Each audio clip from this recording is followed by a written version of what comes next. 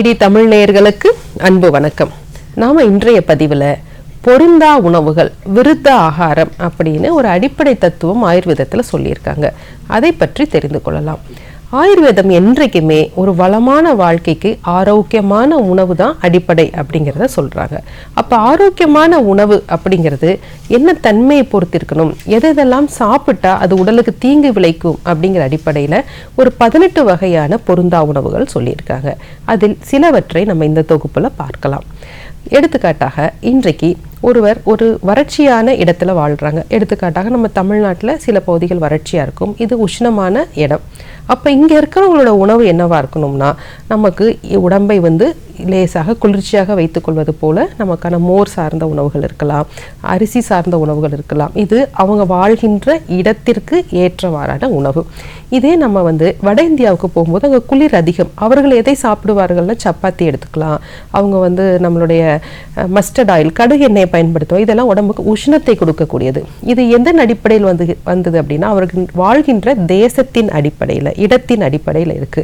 இப்போ இன்றைக்கு நம்ம என்ன நினைக்கிறோம் அப்படின்னா, புதிய உணவுகளை சாப்பிடணும். அப்போ நம்ம நிறைய சப்பாத்தி எடுத்துக்கிறது, நிறைய கடுகெண்ணெய் சேர்க்கும் பொழுது நம்ம வாழ்கின்ற இடத்தின் தன்மைக்கு அது ஏற்றது இல்லை. ஏன்னா அது நம்ம இயல்பாகவே நம்ம உடம்பு கொஞ்சம் சூடாக தான் இருக்கும்.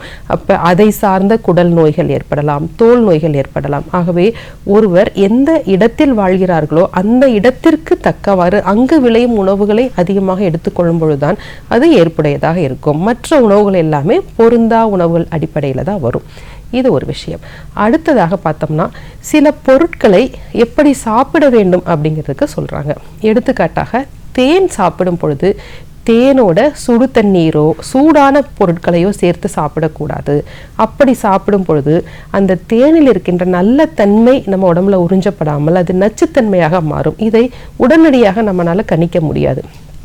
நீண்ட நாட்களுக்கு இந்த தேனுடன் கொதிக்கின்ற தண்ணீரை கலந்து நம்ம பருகணும்னா அல்லது உணவு சமைத்தோம்னா அது கண்டிப்பாக நாளடைவில் உடம்பில் கழிவுகளாக தேங்கி பிற்காலத்தில் பல நோய்கள் வருவதற்கு அடிப்படை காரணமாக இருக்கும். இதற்கு அடுத்தபடியாக பார்த்தோம்னா, சில உணவுகள் சாப்பிடும் பொழுது அதற்கு அடுத்தது என்ன செய்ய வேண்டும் அப்படிங்கிறத சொல்லியிருக்காங்க. ஒரு சின்ன எக்ஸாம்பிள் பார்த்துக்கலாம். ஒருவர் நெய் எடுத்துக்கொள்ளும் போது உடனடியாக குளிர்ந்த தண்ணீர் குடிக்கக்கூடாது. ஏன்னா நெய் என்பது ஒரு கனமான பொருள். அது பசி தீயில நம்மளோட அக்கினின்னு சொல்ற டைஜஸ்டிவ் சிஸ்டத்துல மெட்டபாலைஸ் ஆகணும்னா அதற்கு லேசான வெதுவெதுப்பான தண்ணீர் குடிக்கணும் அப்படிங்கிறத அடிப்படை. அப்போ ஒரு சில்லுன்னு ஒரு தண்ணீர் குடித்தோம்னா என்ன ஆகும்னா, அந்த நெய் உறிஞ்சப்படும் தன்மை மாறி அது கழிவுகளாக தங்கும். அதனாலதான் நெய் எடுத்துக்கொள்ளும் பொழுது வெதுவெதுப்பான தண்ணீர் எடுத்துக்கொள்ள வேண்டும். அதனாலதான் சூடான சாப்பாட்டுல நெய் ஊற்றி சாப்பிடணும் அல்லது நெய்யை உருக்கி எடுத்துக்கொள்ளணும் அப்படிங்கிறது நம்ம அடிப்படை விஷயம். இதை மறந்து மாறாக நம்ம செஞ்சோம் அப்படின்னா நமக்கு பல நாட்கள் இதை எடுத்துக்கொள்ளும் போது அது நோயாக தான் நமக்கு மாறும். இதற்கு அடுத்தபடியாக ஒரு உணவை சமைக்கும் பொழுது சிலவற்றை சூடு செய்யக்கூடாது அப்படிங்கிறது அடிப்படை. இது முக்கியமான விஷயம் பார்த்தா, தயிரை நம்ம சூடாக்க கூடாது அப்படிங்கிறது அடிப்படை. அப்போ அதில் இருக்க ஒரு நல்ல புரோட்டீன்ஸோ அதை செரிமானம் பண்ணக்கூடிய உடலின் தன்மை மாறும். இதை நேரடியாக நம்மளால நிரூபிக்க முடியாது. ஏன்னா நம்ம தயிரை சூடாக்கினா என்ன ஆகும் அப்படிங்கிறத எந்த லேப்லையும் நம்ம உடனே நிரூபிக்க முடியாது. ஆனால் ஒருவர் இதை நீண்ட காலத்துக்கு எடுத்துக்கொள்ளும் பொழுது பிற்காலத்தில் அது தோல் நோயாக வருவதற்கு வாய்ப்புகள் அதிகம்.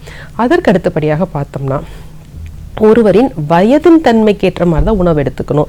இன்றைக்கு பல குழந்தைகளை பார்க்குறோம், சளி இருமல் காய்ச்சல்ல வராங்க. இதுக்கு அடிப்படை காரணம்னா அந்த தாய்மார் என்ன பண்ண, குழந்தை நல்லா வளரணும்னு என்னென்னலாம் கடையில் கிடைக்குதோ அதெல்லாம் அவங்களுக்கு கொடுக்குறாங்க. அப்போ அவங்களுக்கு பசி தீ சரியாக இருந்தால்தான் அந்த உணவு செரிமானமாகும்.